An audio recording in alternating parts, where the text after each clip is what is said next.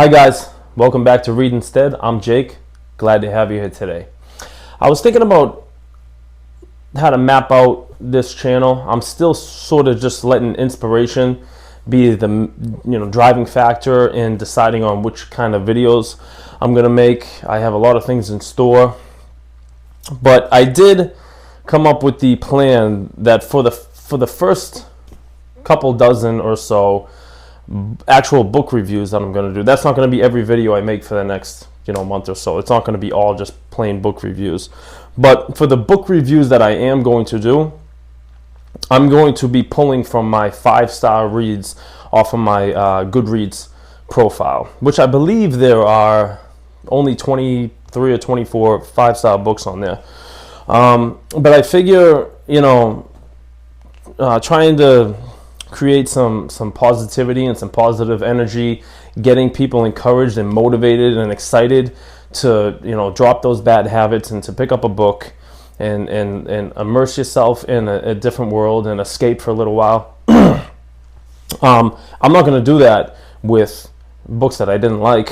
You know what I mean? So I think it wouldn't be really appropriate to start this channel and then right away, hey guys, here's a video of 5 books that I thought were terrible. That's not, I'm not going to do that. So just to give you guys a heads up, for all the book reviews that I do for the next probably month or so are going to be all of some of my favorite books. So they're going to be my 5-star reads off Goodreads. So having said that, that brings us to The Power of the Dog by Don Winslow. I'm just going to give you a brief little synopsis of what this book is about, why I enjoyed it so much, and if you guys think that would be something you'd be interested in, then I would highly encourage you to pick it up.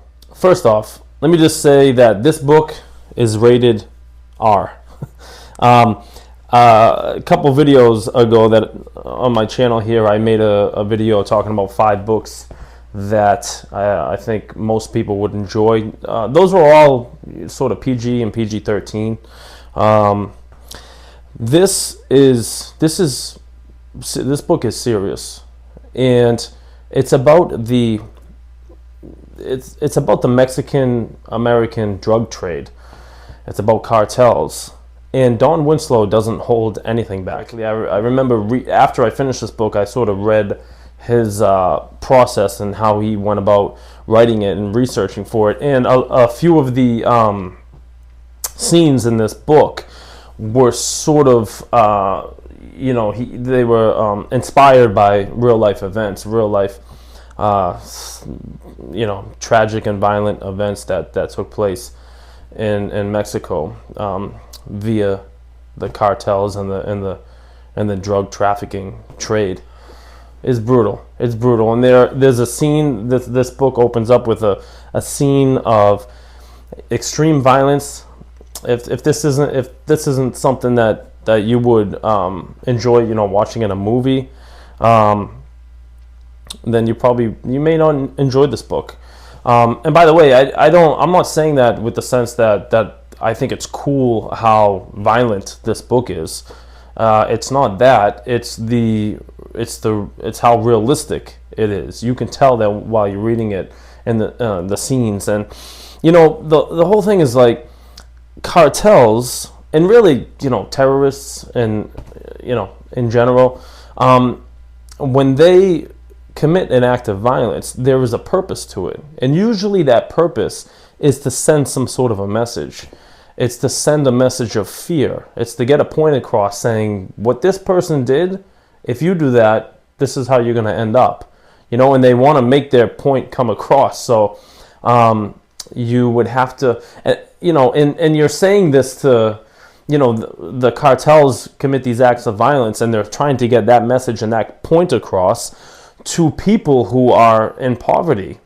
And poverty breeds, just in general, poverty usually breeds desperation, and people go to desperate, they commit desperate acts of stealing or lying or cheating, or and the cartels don't accept that from from people. That's why I think the violence is it makes sense in this book. Again, I don't just get off on watching or reading rather a very violent scene or anything like that. But I appreciate the how realistic this book certainly is. The coolest part about this novel for me was the different points of view, and this book it has about 5 or 6 main characters, 3 very main characters, and I would say the other 4 or so are tied to these 3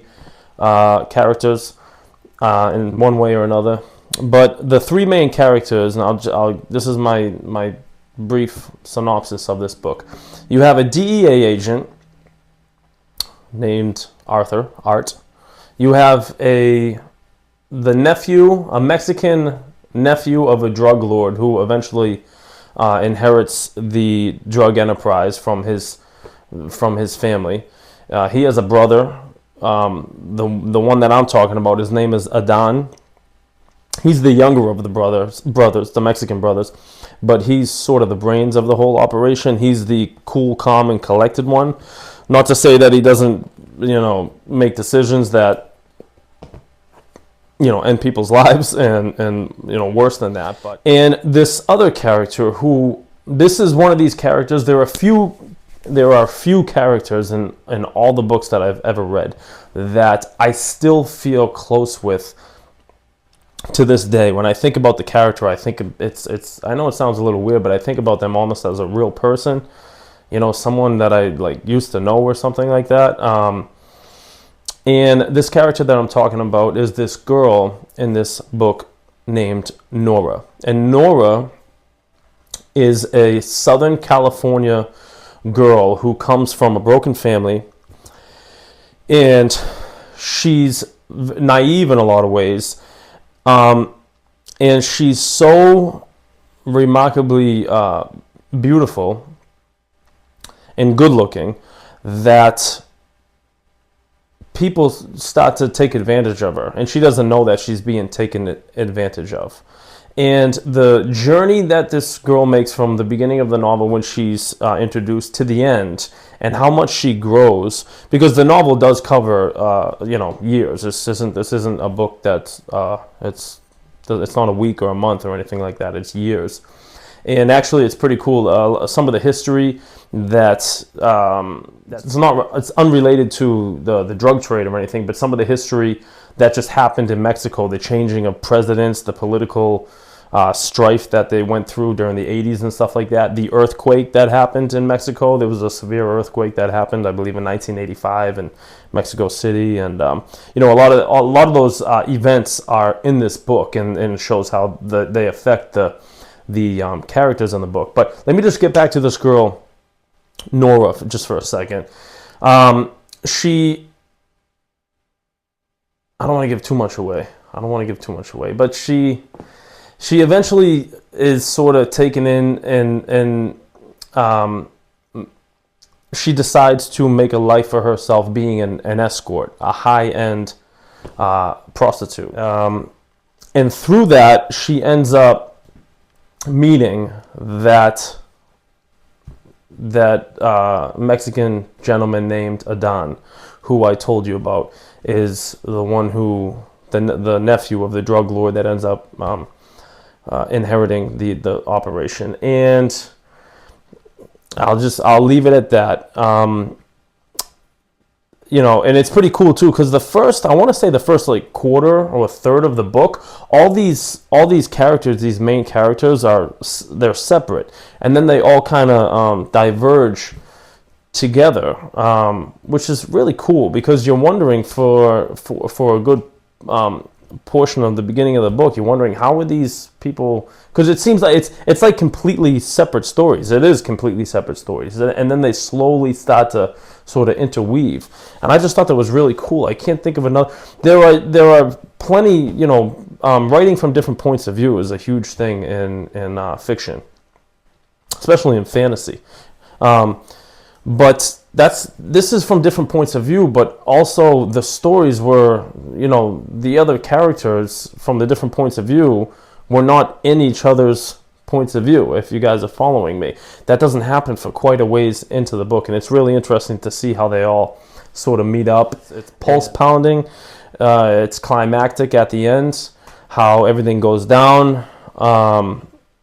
It's really good. And the girl Nora, just I still think of her, her resolve, her courage, just the decisions she makes. She's a very she finds strength within herself. She starts to build a resolve within herself all throughout the novel, and I really admired that. There's a lot of elements that create conflict and betrayal and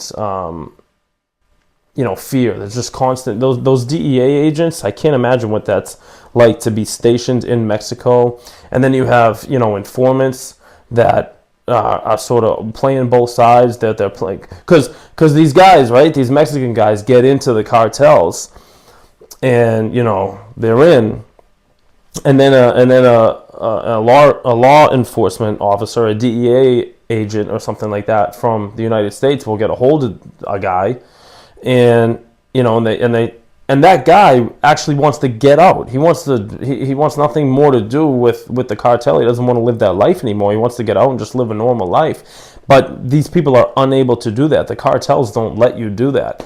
So the DEA agents say, we'll protect you, you give us this information, you work with us, and then we're going to bring the whole thing down. And when we bring the whole thing down, you're immune. You have complete immunity, and we're not going to press any charges against you or anything like that. But the fear that goes along with that is just, it's insane.